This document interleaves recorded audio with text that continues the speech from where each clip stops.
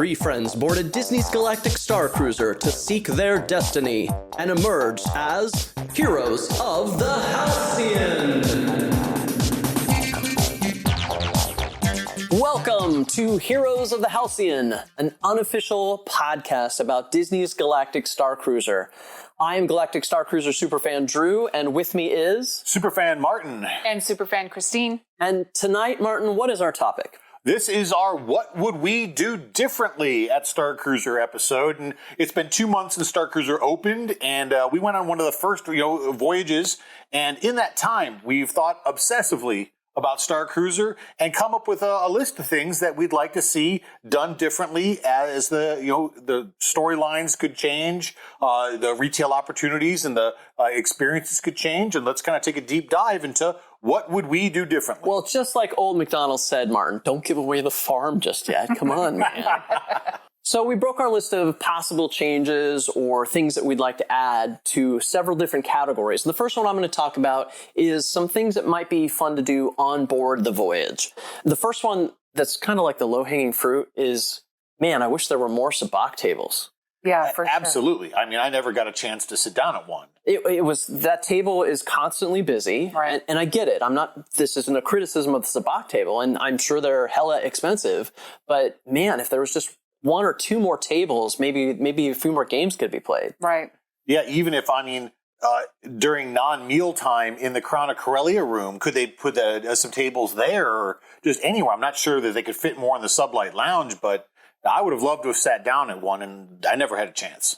It's Disney. Just blow out the back wall, move the bar, put in more tables. I mean, it's not my money I'm spending, right? Come on, that should be easy. Another thing that I think, I'm a veteran of 2 Disney cruises. If you'd like to touch me now, you may, of course. But on the Disney cruise, one of the things that's really cool that they did is they had what I'll call media experiences. You could go down to one of the bars or one of the nightclub type areas, and they had video screens set up, and they were doing various presentations about the ship you were on. They showed how the ship was made. They showed how the ship was sent to Florida for Disney to take possession. Wouldn't it be cool to have like a history of the Halcyon? I would absolutely have loved to have seen some videos on that. And I get that they'd have to put some money into actually producing the content, but they can then put it on Disney Plus. Yeah, right. There's so many places that they could utilize that content in multiple ways. I agree. So one of the other things we were bantering back and forth about is maybe a documentary on combat styles of the Saja. Here's how we harvest the Felucian shrimp. Yeah. Honestly, I would watch every bit of that special and more. Another thing that's interesting is what we've called atrium experiences in other episodes of this podcast. There are a lot of events that happen on the ship that are themed after cruise events. For example, the sector bingo or the fashion show or the newlywed game. These activities are all part of the cruise theme that they're going for. But in the background are atrium experiences that happen. These atrium experiences are tied to the story. And don't worry, no spoilers. But these experiences kind of have loops. For example, a general experience will have characters doing something in one part of the ship, and they move to a second part of the ship, and then 20 minutes later, they move from that second part of the ship to a third part of the ship, and then another 20 minutes, they go from the third to the fourth. You get where I'm going. It's just a way to get more people into that particular storyline. Yeah, exactly. And for people who don't want to miss something that happened, I'd love to see maybe a little bit uniqueness between some of those events so that it wasn't exactly the same sort of thing from point A to point B and point B to point C, et cetera. You know what I mean? Sure. Right. And then along with that, for folks who know, and again, no spoilers, there are several paths that your stories can take. And one of the paths that's happened is entirely based in the atrium. There's a couple of characters who have a story, and it takes in place entirely in the atrium. They recruit guests to help them with their story. They pay off the story a little bit later in the event. It would be great to have another set of characters in the atrium for guests to interact with and be a part of their unique story as well. Just so I can be clear without giving any spoilers, are we talking about the, quote, rom-com storyline? We are. That's I agree that something additional, as much as I love those characters involved, some little payoff was missing in that storyline. I agree. Do you think they need more databand scanning stations? Absolutely. Yeah, there was several times where, depending on what mission you were on, you might actually be in a line of, 2 or 3 or 4 people all waiting to do that same experience. And it kind of takes away from it if you're all standing in line like you would in the park to scan your databand to get the information that you need. Something that I saw that was really, it didn't register at the time, but it's actually kind of concerning that I think about it now, is I saw several people waiting in line for a databand station, and they gave up waiting because they wanted to go do something else. But if they didn't scan in for that activity, how did that impact their future storylines, and what did they miss as a result of not spending the time in line to scan in and do that? So yeah, I think some more stations would be very welcome. And it's perhaps a little late to point out, but in this episode, we're just talking changes that might make. We don't have the solutions. I don't know where it is. Databands. We don't have the solution or the budget or the... Right, exactly. But I would like to see that. And tied closely to that, more databand scanning stations, there's a couple of missions that take place where you can scan into an object, not just a doorway or something, but you can actually scan into something else that tees up part of your story. I would love to see more of those. Mm-hmm. Agreed. Maybe not just a databand scanning station. I wish I knew what those were called. We were all trying to figure out what were those called. But if there was something like in the bridge, if you keyed into a certain station, it did something or X, I don't know. Another thing that came up in Onboard that we talked about that's kind of hard to describe.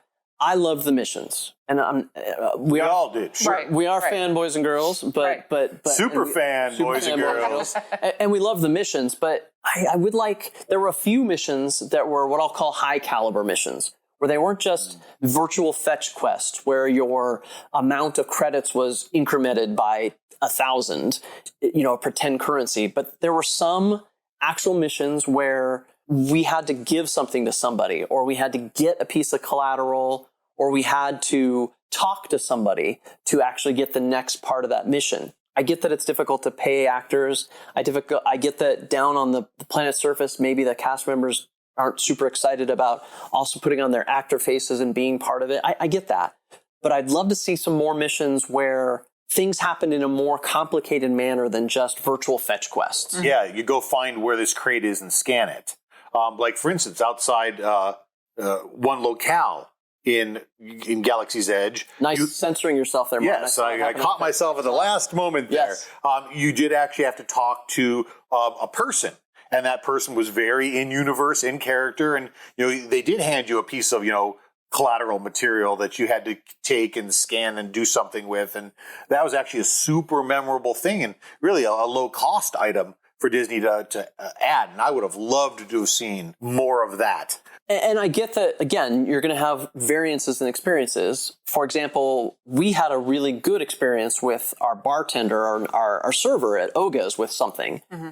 Other people kind of just got, oh yeah, here you go. So I get that the experiences might vary in quality if they're not all completely controlled via the data pad or the data bands or et cetera.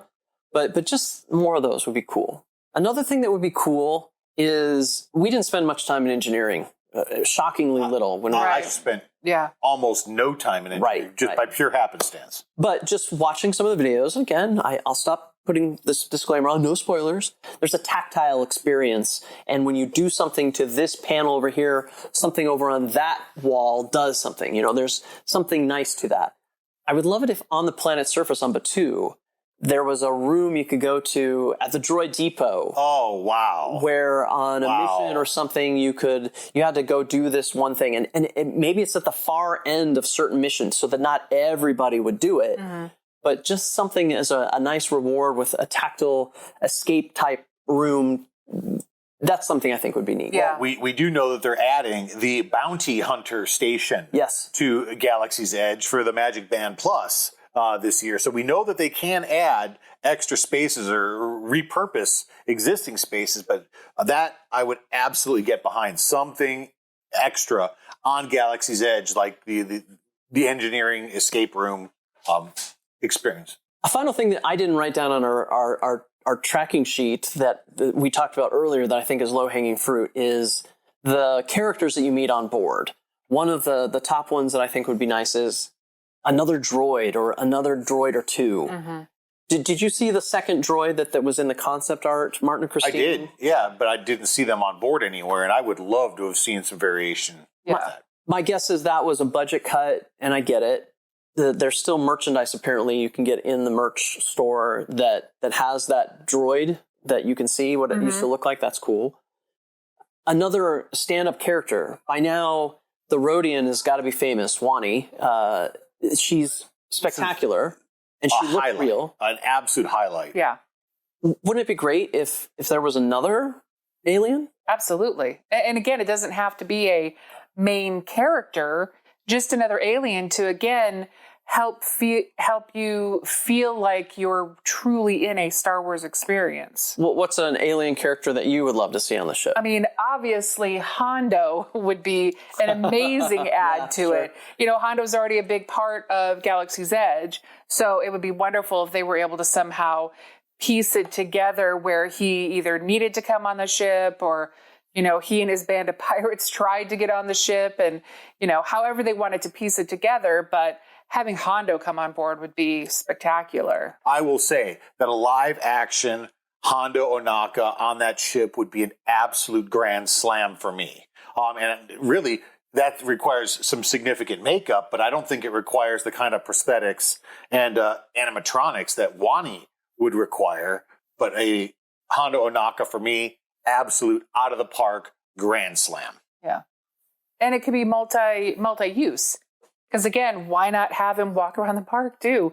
I mean, it's not like the park is, you know, overrun with characters. There's no reason why they couldn't have somebody that plays Hondo Ohnaka on the ship, even if it's a matter of when you go to Batuu, then all of a sudden Hondo comes back on the ship. But it's because he's already at Batuu. So, well, let's move on to a second section, Christine. What else did we talk about? So there's several things on the ship when it comes to like food and beverage or even merchandise that could be expanded upon.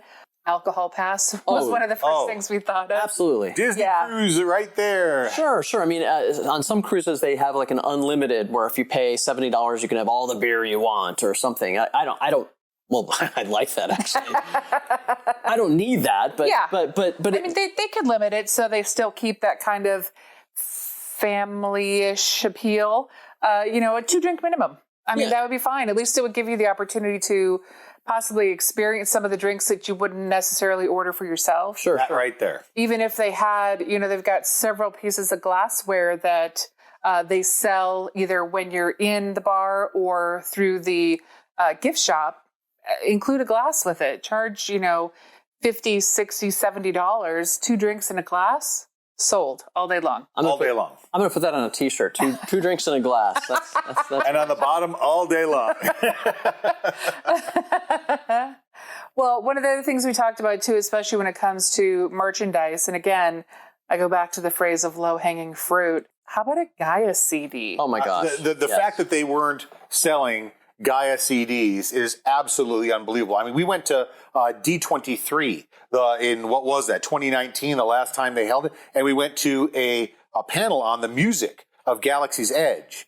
And to every attendee of this panel, they gave away a data card, just like Princess Leia's data card that she fed into R2-D2. You see it at the end of Rogue One. And on this data card was all of this music from Galaxy's Edge, from Oga's Cantina. Why you can't buy a data card that has all of Gaia's music on it is absolutely beyond me. We absolutely love Gaia. Right. I would have paid $20, $30 for that instantly without any hesitation.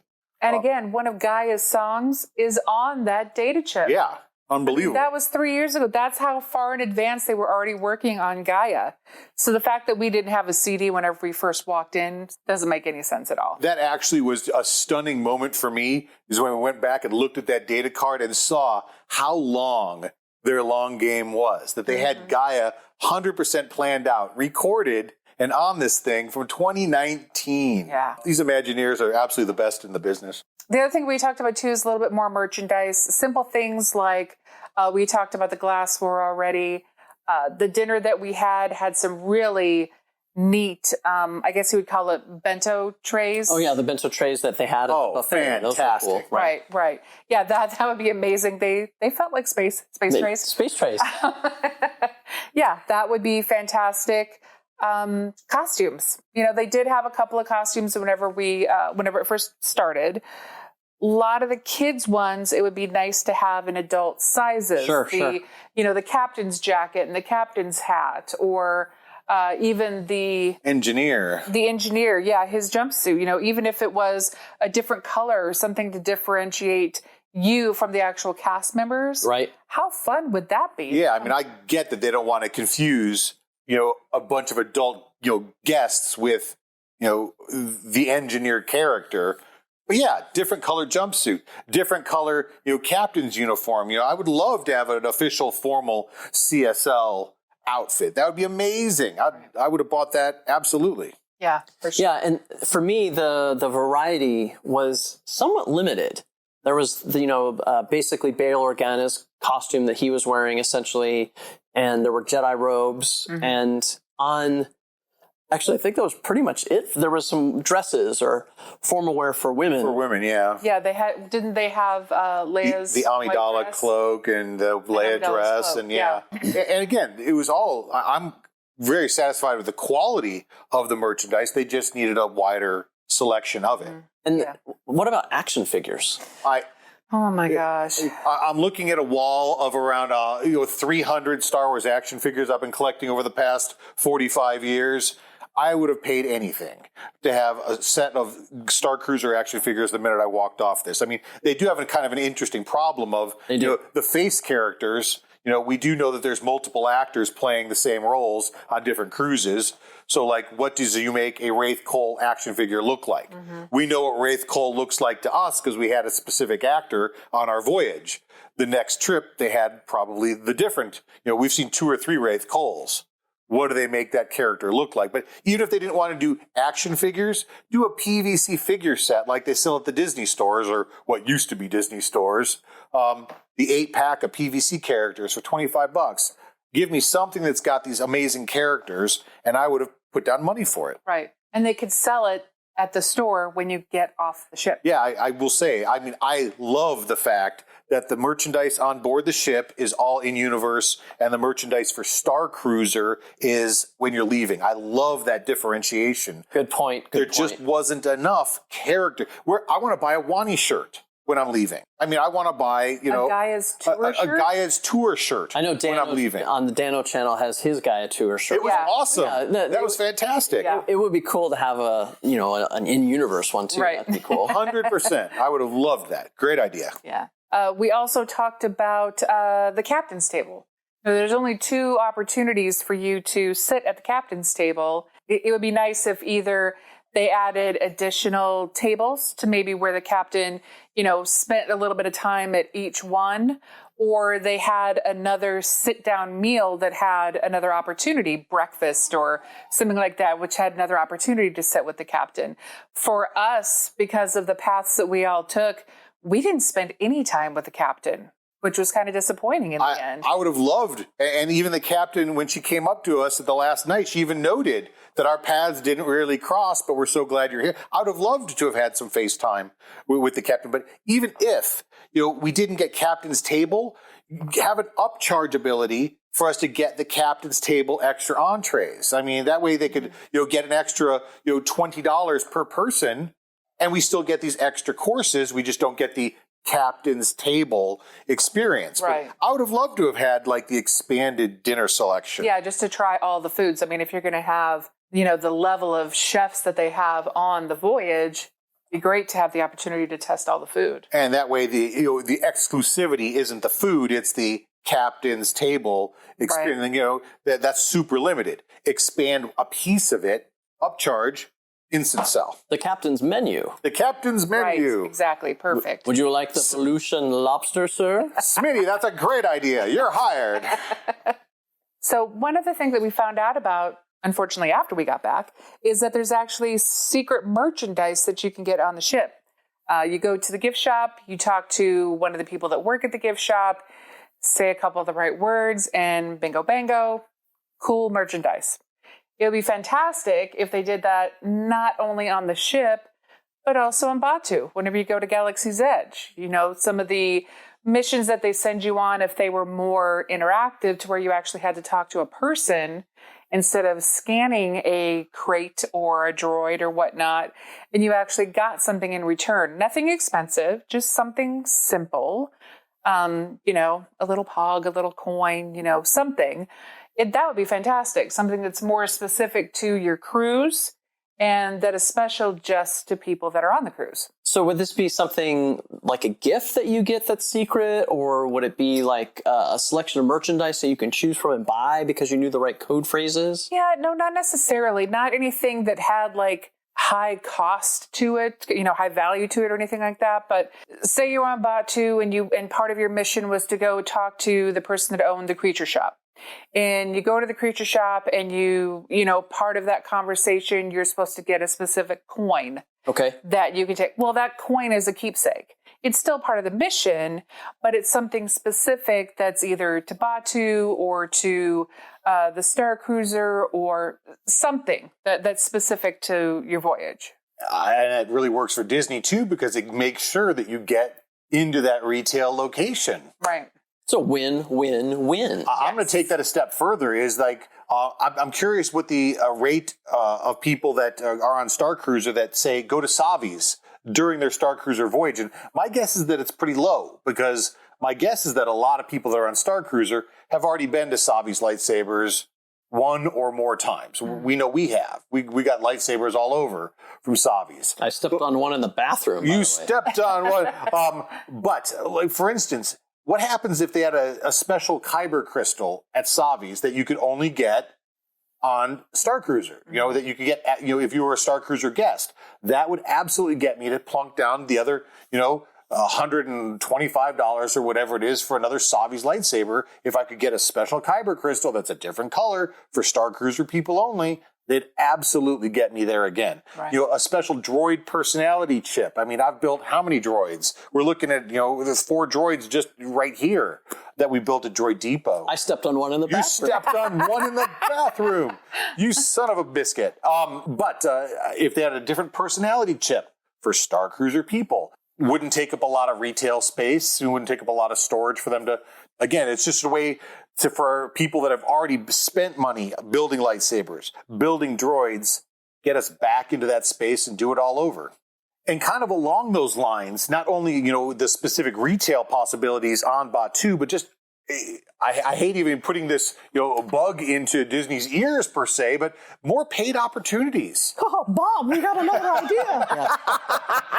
I would have, the highlight of, Christine's and my Starcruiser voyage, I mean, really undeniably was the fact that we got to go on excursion day in full-blown character costume makeup. They've recently kind of tightened up those rules where you can have like half face paint and whatnot. But we got to go, and Disney allowed us to, in full-blown makeup. And it was such a special, unique moment to walk around Batu that even if they just let us go in the morning before the crowds came, you have half an hour to get photo ops in costume in front of the Falcon, in front of the TIE Echelon. It's such a finite amount of space that you could really do crowd control. I would pay extra money to be able to go down to Batu, get those photo ops in costume, and then again, if it's not a Batu approved thing, you have to go back and change before the crowds come. I get that. But they really need to figure out how to bring that incredibly special moment we had to other people that invest the time and money for these really detailed costumes. Well, they're never going to get the experience you guys had. And again, a lot of people had. Obviously, full costumes were allowed basically until, early May? Mm-hmm. But the experience that you're talking about, I think, is also a photo op experience where you get to go, you're on the planet's surface. Sure, there's nobody else around. Maybe there's just the people in line for this photo op to take their picture in front of the Falcon or the Echelon or someplace else on Batu. That would be amazing. Yeah, I mean, I hate putting out a dollar sign, but I would pay $100 instantly for a picture in full blown, non open attendee makeup. I mean, I'm talking full-blown costume, full-blown... Sure. 100% face paint. 100% face paint, 100%, helmet if you wanted it, whatever. Again, you don't have to have the helmet on for the photo and take it off. I get that they have safety concerns. Yeah, I'd absolutely pay extra for that. And I have to say, the other thing with the photo op that I really think that they miss, that's low-hanging fruit, is how much would you have paid at the end of the whole experience to have a photo op with the entire cast? That'd be amazing. Now, they can't close down the atrium, but they could absolutely close down the bridge. And again, there's one or two characters that may not be able to be present just based on where the story, but they could have the vast majority of the main characters in a photo op on the bridge. I would have absolutely paid an incredible amount of money for that photo. Yeah. I get that would be tricky for them to do and maintain the immersion, but there's got to be some way to do it. There's got to be some way. I mean, you're right. I get it that they also want the characters to mingle at the end, but before the cast members are done for the night, have 15, 20 minutes somewhere where we can get a full cast photo. Yeah, that would be amazing. I would absolutely have loved that opportunity. And something else that I really would be interested in seeing, if I could pay extra for, is an advanced lightsaber training. The lightsaber dojo is a really cool experience, much better than I expected it to be. I mean, it looked really weird. And childish. It looked childish in the promotional material. In person, I absolutely thought it was really enchanting. It really sold me on this mystical experience. Let me pay to do another 15-minute session. It would have to be after hours or really early, I suppose, after the main sessions are done. But I would love for the opportunity to get another shot at that, because 15 minutes was, or even 30 minutes was just too short of an amount of time. Welcome to Lightsabers After Dark. Lightsabers 202. And so something else that I've been kind of mulling over in my head that would kind of encompass a lot of these things that we've talked about today is, Galactic Starcruiser in its current form is a 2-day experience. What about a 3-day experience? There are so many things on Starcruiser that I didn't get a chance to do. I never got to sit down at Sabacc. I never got to go into engineering. And again, I was always busy. It's all choices. You do the things you choose to do. But I missed doing a lot of these things simply because of time. I would absolutely be interested in paying, whatever upcharge it was to go from 2 days to 3 days. And I think 3 days is, emotionally the most I could handle. It's a really intense experience with the storylines, the characters. But I missed so much that I wanted to see, that a third day, I think, would really open up the experiences for me. Well, that's one way you could get the longer lightsaber experience. Absolutely. Right. You mentioned. Maybe it's another way for you to get, you mentioned Sabacc. Maybe that's another way to get a Sabacc session with the scoundrels, or some themed activity that they could add as another group activity for folks to do. Sure. I would have loved to have gone to the Sabacc, training sessions, for instance, but I didn't want to do that, or the Sabacc tournaments even. But I wasn't going to miss my excursion day where I was doing missions. But again, if they kind of had more baked in time for different things, I mean, I would really be interested in what a 3-day excursion or a 3-day experience would cost. And I'd probably be very interested in that. And along that line is Galactic Starcruiser is extremely family friendly for all ages. Yes. And that's a great thing. The adults love it, the kids love it.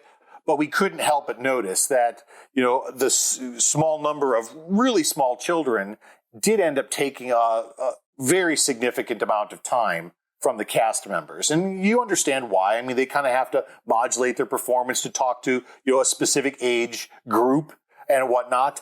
I would be extremely interested in, if they did once or twice a year, a 12 and up Galactic Starcruiser. This doesn't need to be a 21 and up thing, I don't think, but just something to get, a certain age level beyond the, really small children, I think would be a more consistent performance from the cast members and just more spread out time. Kind of something else that I've been kind of mulling over in my head is using all of the pieces that they have in place on Starcruiser, the lightsaber dojo, the engineering, the main pieces that they have, the set pieces, is the storyline as it goes is in canon. This actually takes place in a very specific time between episodes 8 and 9. Right. This is a canon story. But there's no reason in my way of thinking why they couldn't tell a story a week before this or a week after this, where they use all the same infrastructure, but just change the story a little bit. I mean, you'd lose a couple of characters here and there that wouldn't make sense to be there anymore. But I would absolutely love, as someone that I've already been to Starcruiser, we're already set to go on our second voyage. If they want me to go on voyage, 3, 4, 5, give me a little bit of something different. Give me a villains cruise that, I don't even care if it's in canon. You could tell people this is a what if story and have the villains win. I don't, that might be a little much for them to consider, but it'd be a way to get different outcomes, even forget the outcome, just a different pathing. Sure. Different flavors for the sauce. Different flavors for the sauce. And again, the playground that they've created with the Starcruiser is so incredible and so open-ended with what they can do. Use it. I want to see just a Tuesday on that Starcruiser rather than this specific series of events. It's a really cost-effective way to kind of change things up. And that really would be, what appears to be a cost-effective way to kind of get additional mileage out of the set pieces. Right. They could even do something like, Bounty Hunter Takeover, where a week after the main storyline ends, bounty hunters take over the ship, or Pirates, space pirates, take over, and they could absolutely use so much of the infrastructure that's already in place and kind of give us a different story. I would be all in on that. And even if they didn't want to change the actual storyline, one component to me that really screams Star Wars is the Millennium Falcon gunner station. Now, we know that there's a gunner role in Millennium Falcon Smuggler's Run. That's pushing a button. I like Smuggler's Run. It's a good ride, but that does not accurately portray the coolness of being a gunner on the Millennium Falcon. That's a very fair statement to say. Sure. I want an experience where they could say, you train to defend the Halcyon in case of invasion. That way you're not killing anybody. You're just training. But I want to sit in a chair. I want to have the quad cannon. I don't care if it's VR or AR or how they implement this, but I want to sit in a gunner chair with the quad cannon shooting at things. That screams Star Wars. And it's something that, to me, technologically, it seems to me that they should be able to pull this off, even if it's on a screen in front of you. But that's something I would absolutely pay awful amounts of money to be able to experience. Well, cool. I think these are all examples of, again, not improvements per se, but maybe just some changes just to get things a little bit different and have maybe make the experience just a little different for folks who are going to be repeat visitors, or just other things that would be fun to see on the ship. Potential evolutions. Absolutely. Well, I think we're about done, but before we wrap up for the episode, I do want to mention that one thing that's happening, we're recording this before Star Wars Celebration happens in Anaheim, and I think you guys are actually going to go. Yes, we are. Absolutely. Our first time. What are you planning on doing? Looking forward to going to a lot of the panels. They're actually going to have several of the Imagineers that worked on Galactic Starcruiser there, and we can't wait to actually meet them and tell them what an amazing job they did. Yeah. And changed our lives. We have a podcast because of you. Right. Yep, exactly. That's cool. And I think there's some other podcasters who are going to go. I know. Yes. I'm jealous. I'm hoping you guys get a picture with people. We're big fans of Dano from the Dano channel. Yep. Princess and Scoundrel, Sarah, and Steve, I think his name. Yeah. Yep. Stephen. Yep. Ordinary Oh my Adventures. gosh, well, that would be such a great opportunity. So if you do see those people, please say hello for me. Absolutely. And on a future episode of the show, I'd love to hear about it, especially anything related to Starcruiser. I think the folks who listen to this podcast will enjoy hearing about that as well. Yeah, for sure. Can't wait to see them. Yeah. All right, so with that, I think we are ready to wrap up this episode. Christine, if people wanted to get in touch with us, how would they do it? On Instagram, you can find us at Heroes of the Halcyon, and on Twitter, we are Halcyon_Heroes. And if people want to send an email? heroesofthehalcyon@gmail.com. Excellent. We are officially now on all the major podcast application platforms. So if you guys want to help the show, one thing that you can do is go ahead and rate and review the podcast. Martin, how do we end the episodes of this show? Well, it's always fun to shoot the poodoo with all of our Starcruiser superfan friends out there. So until next episode, it's our honor. Let's raise our glasses to Buoy Tay!